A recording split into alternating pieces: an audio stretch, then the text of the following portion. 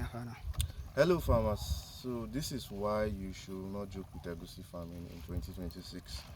Egusi is one agro commodity that we consume a lot in Nigeria. And egusi, unlike other commodities, you don't get to hear that they've opened the border and they are importing egusi into the country. So that makes egusi's price to be relatively stable. So egusi is one commodity that has a stable price. The price of egusi doesn't fluctuate. It's not volatile in the sense that this year, next year, in the next 3 years, egusi's pricing is usually stable. You see it rising normally, and it gets to when the demand is very high, the price is also very high, right? But then a commodity like rice, immediately the federal government starts misbehaving, you find out that rice will just plummet. It will just drop in price. And why? Because they've opened the borders, they are importing rice and all of that. But in Nigeria, there's a very high demand for egusi. And then where we want to import egusi from? You know, go here see they don't open border. Where they want to import the egusi from? You get. So that's why egusi is actually one of those agro commodities that you should be very interested in, because the price is always, you know, relatively stable, and then there's always a very high demand for it. We love eating egusi in Nigeria. Egusi soup is like one of our, signature delicacies, right? So, egusi farming here in the north, it's a very, very lucrative business. Right now, I'm standing on 1 hectare of egusi farm, and right now the egusi is at about 5 weeks.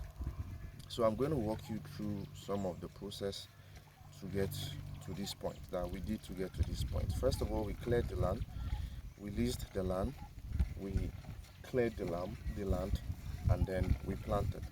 So here in the north, in Taraba State here, they usually do not till the soil again before planting the egusi, and that is to save cost. And also because egusi is quite rugged, egusi tends to thrive very well, even in a land that is not so fertile like that. It will still do very well because it's very rugged. So once you plant, you spray a lot of herbicide on the farm, because you do not, make a new ridge. So there are going to be a lot of weeds on the farm.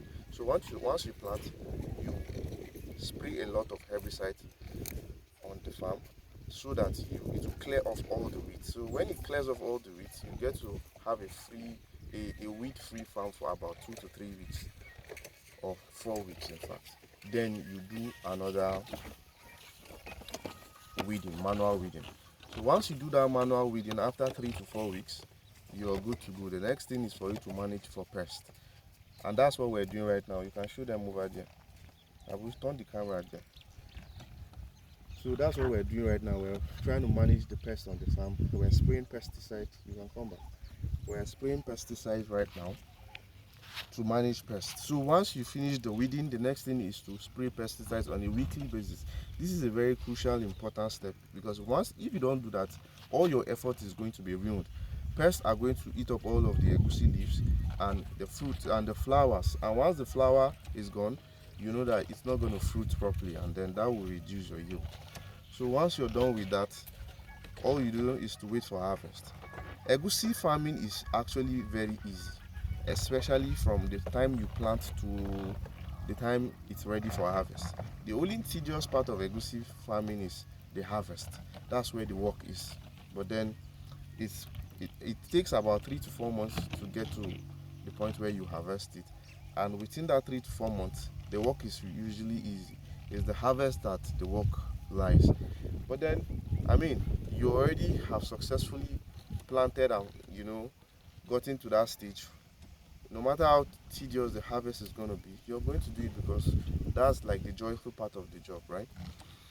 So that's where we are at this egusi farm, and then we hope to get to the point where we are having a bountiful harvest. So that's it for this video. I'll see you guys in the next one.